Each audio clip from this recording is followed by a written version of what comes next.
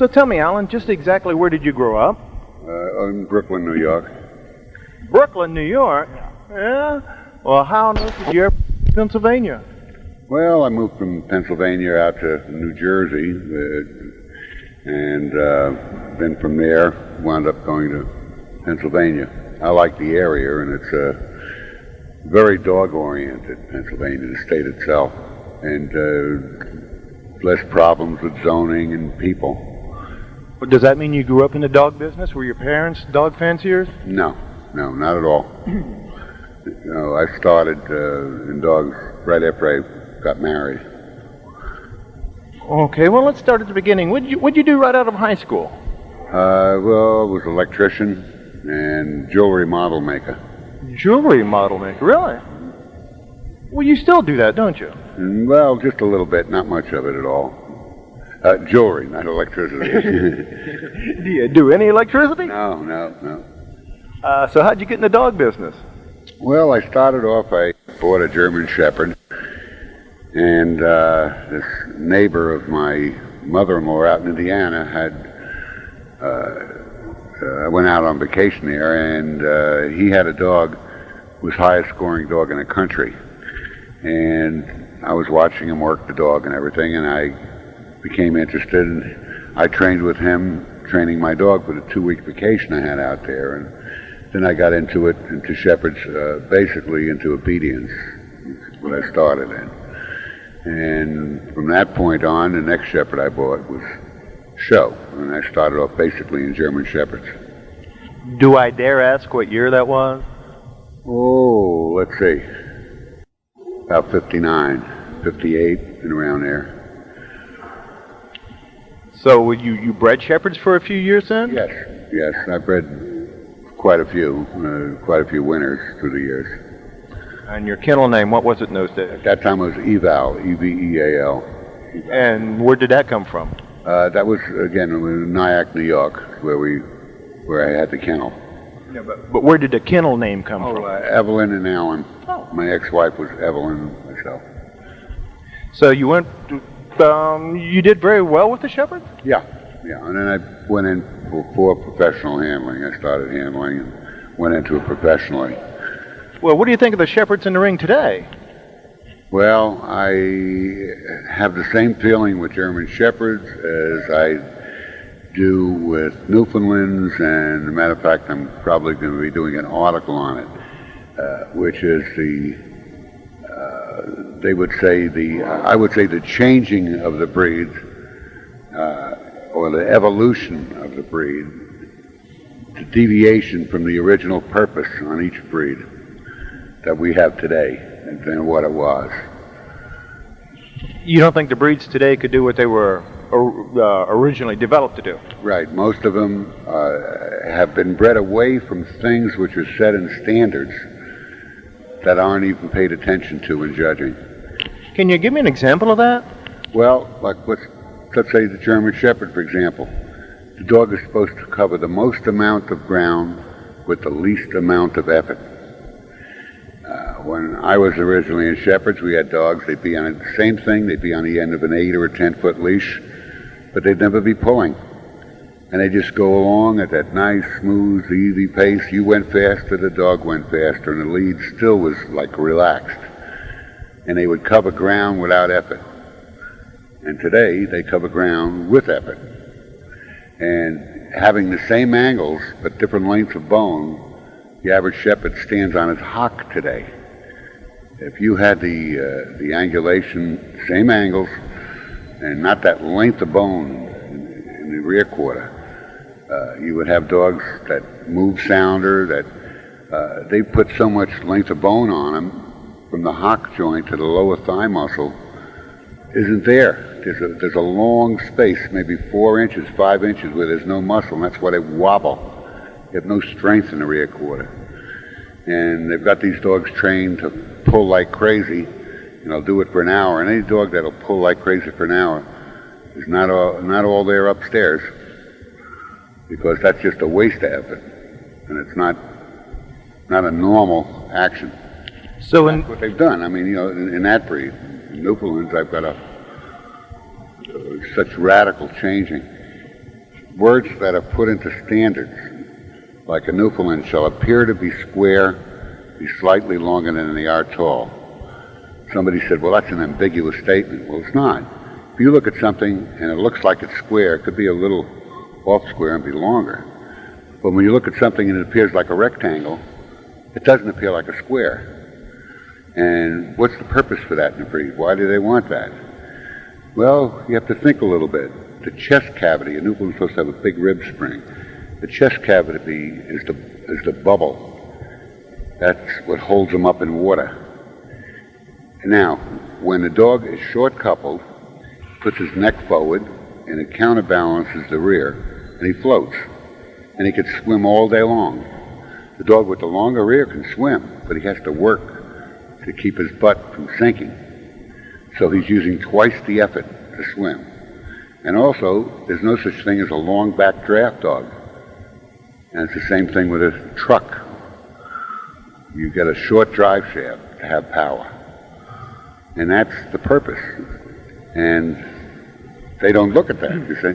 Well, now, wait a second, because if the standard says you want a dog that looks square but it's really long, you know, some people could make an argument that that is an ambiguous statement. Well, it says appear to be square, be slightly longer than they are tall. That doesn't say it's supposed to appear to be a rectangle.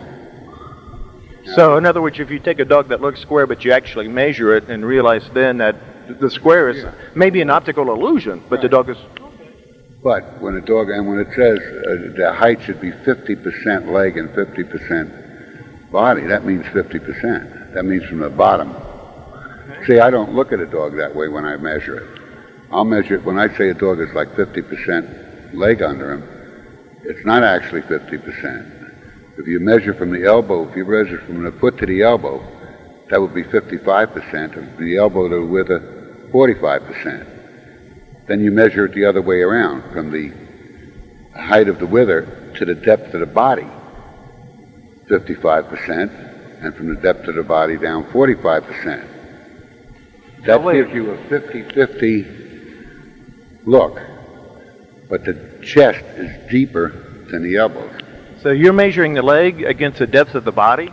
Yeah, no, in other words, when they're talking about a dog's supposed to have a deep body, now, if you say the height should be 50% from the leg, what they mean is when you're looking at the leg and you're looking at the silhouette of the dog, the bottom of the body to the ground is 50%. Oh. And then from the bottom of the body to the wither is 50% when you're looking at it. But the elbow, the leg, where the elbow should be located 10% higher so that you got adequate length of leg for moving. But it still appears when you look at the dog as 50-50 when you're looking at it. Okay, you should, about this 10% though, who determined that? 10 either way. Oh.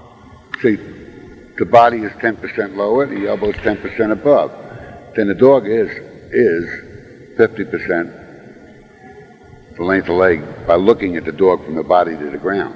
But if you're not looking at the elbow, you're looking at the body to the ground when you're looking at it. Well, it's just like when you look at a dog, the average person looks at a dog. You can have a high withered dog next, let's say a 26-inch dog, high wither, and stand next to a level top line dog, 25. The 25 dog will look as big as the high wither dog because our eyes lie when you look at something. Our eyes go to a center line. Like if I'm looking at your face right now, my eyes are cocked into your face. That's automatically to a center line. So when you look at a dog, you're automatically looking at the middle of his back, not where the wither is, which is above it. Unless you train your eye to where to look.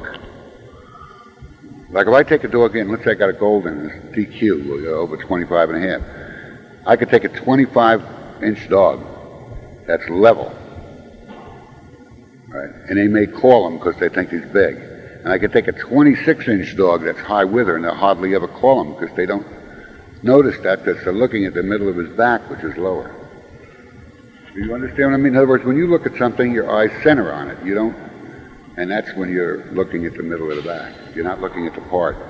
Okay, but on the other hand, when a dog appears to be high in the rear end, it may in fact be low in the wither. Right, exactly. To me, And you need to know that when you go to breed that dog to somebody else, you don't want to breed a dog. there's two faults. One is much more serious than the other.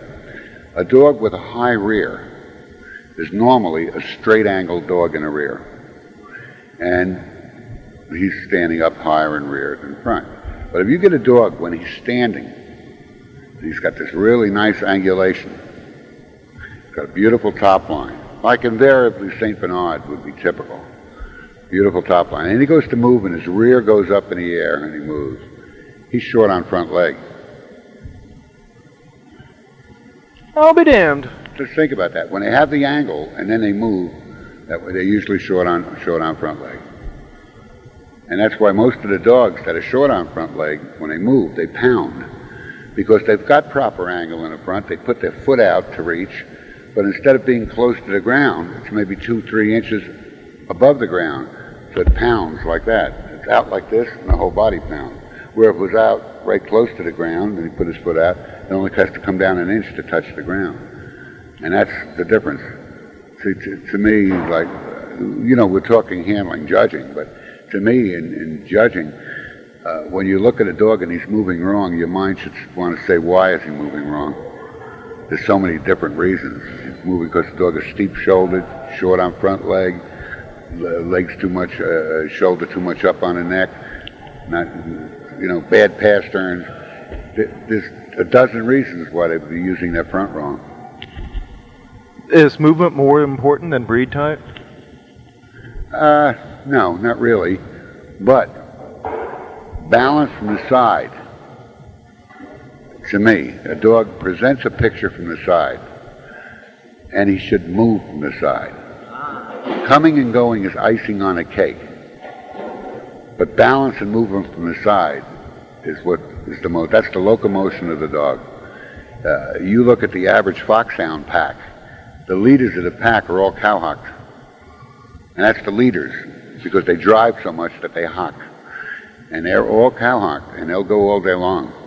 But they have this side reach and drive. That's, in other words, what I say, the rest is icing on a cake. You give me a dog that has the picture from, old Albert Rosenberg used to say that. I look at the ones that have type, I look at the ones that don't have type when they walk in a ring. I judge from the ones that have type, and you got to be forgiving. And that's the way you look at a dog, and that's the way you produce good dogs, by breeding that way. Always breed a balanced animal to a balanced animal. Not, I got a dog that has a great head, but straight shoulder and other things. And I have this other dog that has this magnificent body, but it's got a terrible head. So I'm going to breed the head to the body and get the great body with the head. Maybe you get the lousy head with a lousy body. Right? You don't breed. This is probably ahead behind people's times. I always should say Zazu Pitts. But you don't breed Phyllis Diller to Clark Gable and expect to get Marilyn Monroe's. I used to use, Zazu Pitts, but most people wouldn't know who Zazu Pitts was. So the fact that we deviate from the standard so much, whose fault is that? The breeder who produces the breeder who produces the dog, or the judge who rewards the dog? It's partially both. Now what happens is, when the wrong type starts winning, people breed to the dog because everybody is a breeder today. That's the biggest problem. They're all breeders with no background. And what they'll do is breed to the winner. And if this is what's winning, that makes it good. And when you have a dog that's totally different, like if you today in the average breed, if you take a dog with a really great shoulder, he walks in a class, he looks different than the other dogs in the class. And many of the time he don't win. Many of the time he goes out of the ribbons because he's different. See, that's the irony of it. Good balance, good shoulders are like almost lost. The hardest things to maintain is good front assembly and breed type. That's where you deviate from the dog, the natural dog, more than anything else. Even a wolf, that's straight-shouldered. I mean, they'll go all day long. But they have great angles in the rear. No, but they're balanced. They move balanced.